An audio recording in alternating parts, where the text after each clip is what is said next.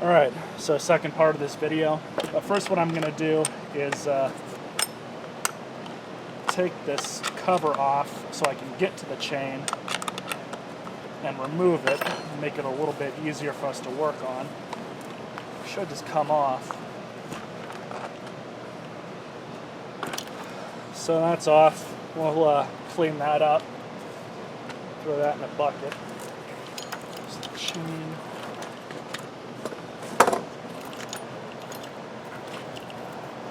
Keep these nuts so we don't lose them.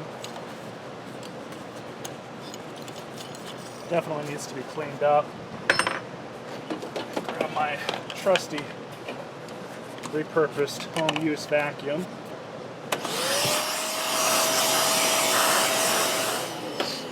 I'm going to clean up the rest of this off camera, but I just want to break it down for you guys. The starter recoil cover needs to be cleaned, so we'll pull that off as well. Take this top cover off. Alright, now we can pull off the recoil. Alright.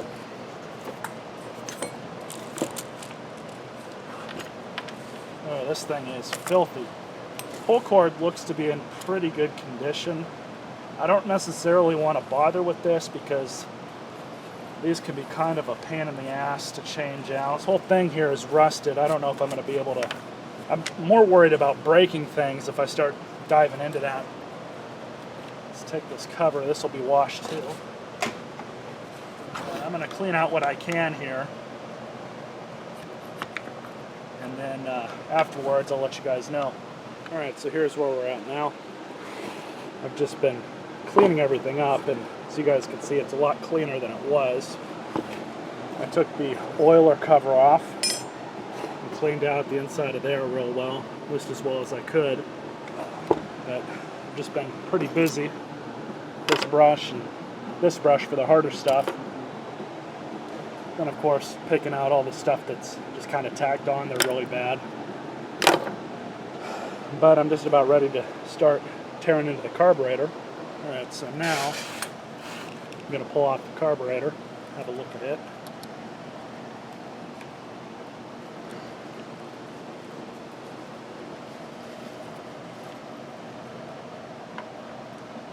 Just have to pull these two studs out, and hopefully we'll be able to move the carburetor around. Actually, going to have to pull off quite a few things, namely the kill switch, probably the ground as well, but we'll see. Basically, you can just get these loose enough to where you can start pulling them out with your fingers.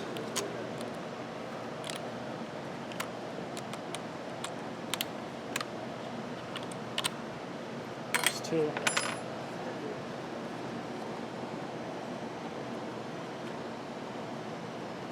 Pull that adjuster cover off. It's actually got, can't believe I don't see that, but it's got this plate here in the front. I guess it doesn't matter. I had to take those two studs off anyways.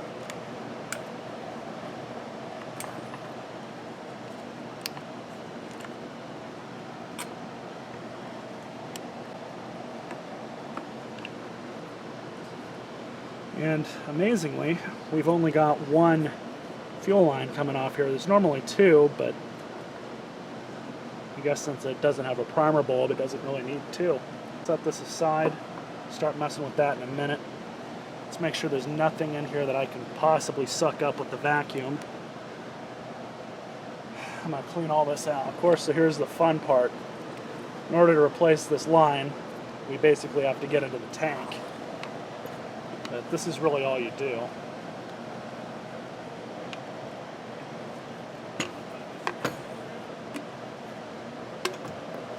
And I actually decided to take this thing apart even further to clean it out. Just a couple screws at the bottom that were holding this piece of the body on. And then I should be able to replace the fuel line in the gas tank a little bit easier. Alright, got the new fuel filter. Might have to lube it up some to get it on. There we go. Just going to stick it back in, let it flop. All I'm doing right now is just aligning everything so we can get these pieces back.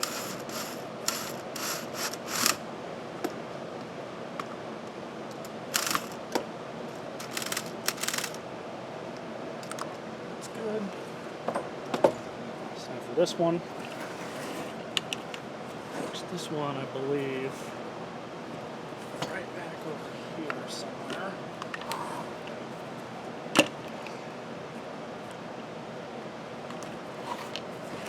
Right in here, actually. So use my trick again. Make sure everything's lined up. Grab your Phillips screw. Stick that back on.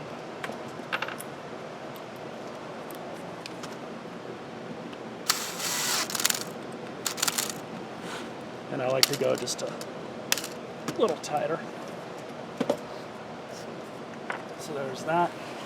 So what I'm actually doing, because this carburetor, which is a Walbro, still runs fine, I'm just taking the gaskets out of this new one, which is a Chinese knockoff, and switching them over. They're the same gaskets, 2 new gaskets they gave me with the new carburetor, not the correct one. Now this one's still good. I don't normally recommend reusing old gaskets, but if they're still good, they're still good. So it's important to put it back on the correct way, and that's where these 2 little ribs are coming out. You can see it kind of goes in there just like that.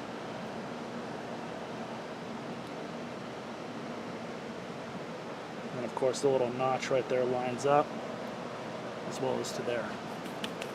So now we just have to throw everything back together.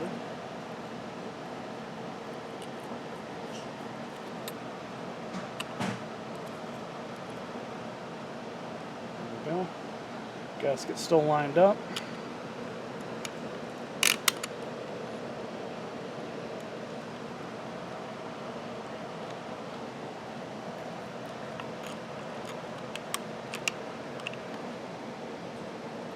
I'm reconnecting the fuel line.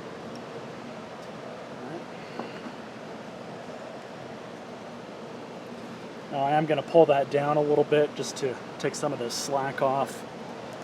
Alright, so I got all that back on. I'm just putting back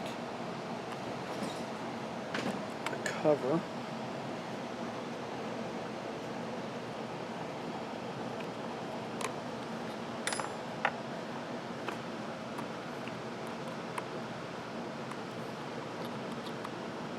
Alright, happy with that. So I can also put the throttle switch back on.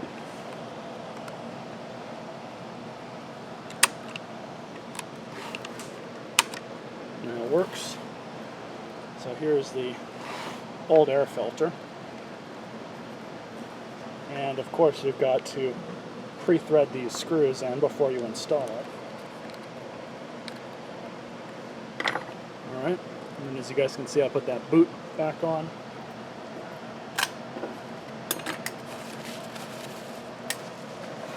Now just to clean off all those other parts. Alright, so I got the starter recoil back on. Now I just need to put the chain back on.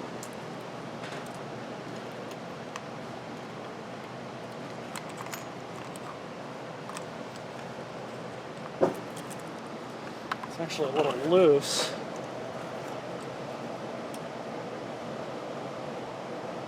And we're going to tighten this up some. I'm actually going to need to undo that just a hair. Just bringing it up.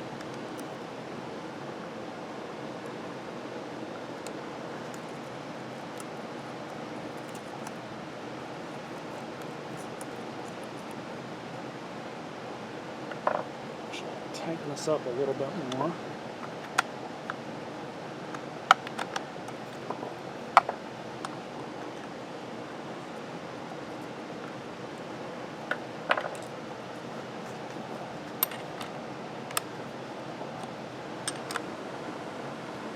That's right about where I would like it. Alright, so I just filled it up with some bar and chain oil and some 2-stroke. So we know it runs. So you guys saw in the last video, pull the choke out so we can get it to do.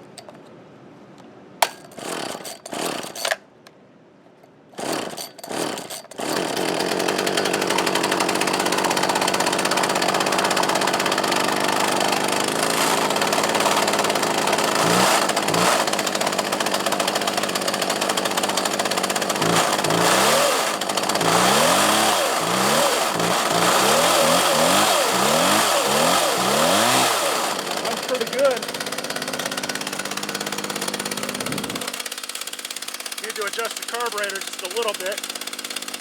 Idle's a little high.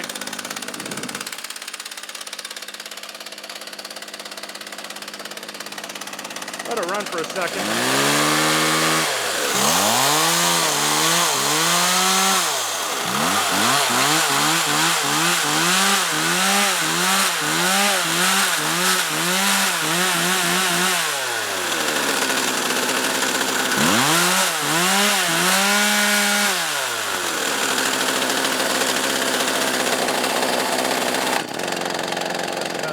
Video. Just need to fine-tune the carburetor a little bit more. Nothing I didn't expect on such an old saw. But it seems to run good. Compression seems really good. The only issue, other than a slight tuning, is it's either slinging too much bar oil or it's got a leak, which I'm going to have to address and look up. So hopefully I can find some parts for this thing if it needs it. Those automatic oilers, though, are pretty stout, though, as far as I know. I don't know of them having any issues, so I'll have to do some research on it and see if I can fix that. If not, this should make a good, $60 saw for somebody. But I've got definitely enough chainsaws as is. I hope you guys enjoyed this video and stay tuned for more.